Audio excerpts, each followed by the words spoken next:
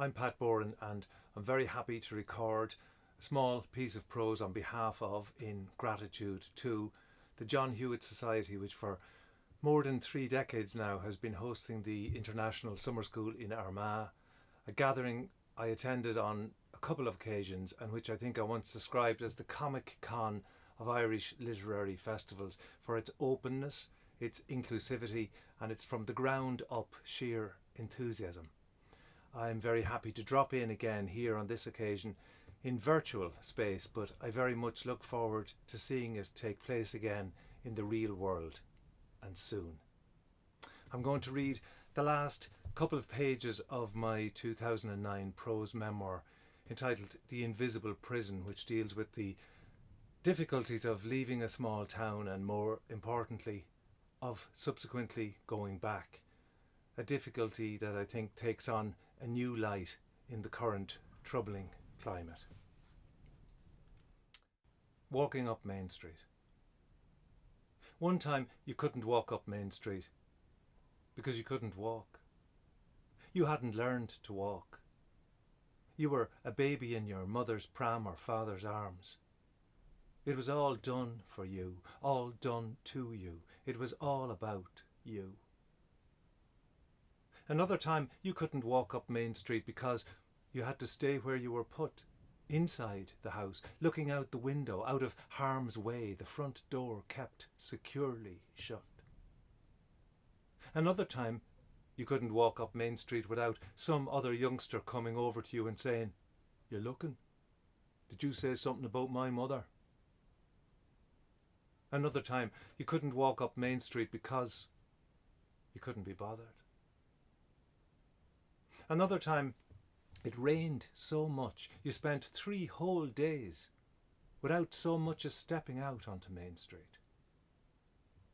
Another time you couldn't walk up Main Street because you were living in a tower block, in another country, 12 hours away by bus and train and tube and foot and creaking always stinking lift.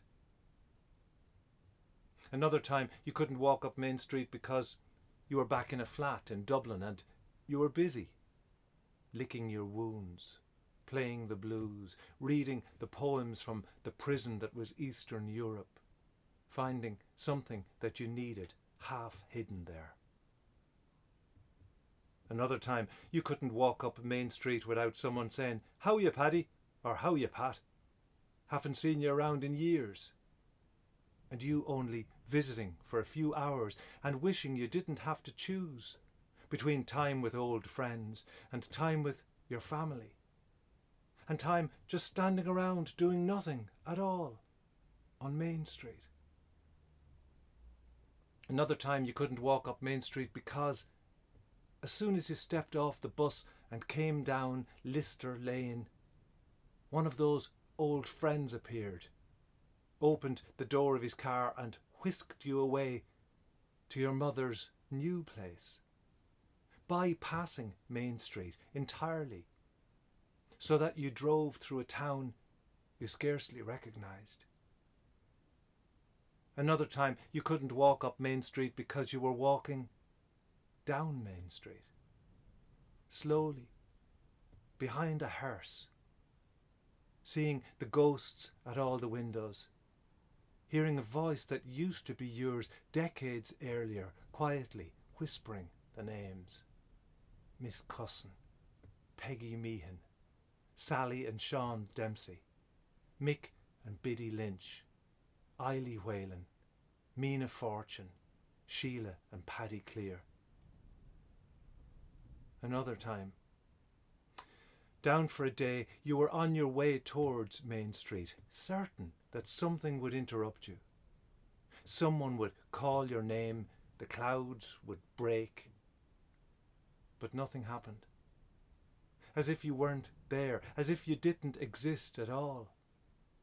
The street absorbed you, forgave you, then went on about its business. And you walked up Main Street, were carried along through Main Street, drifted up the notion of a main street, its gently curving lines and light-filled windows. in your lonely procession of one.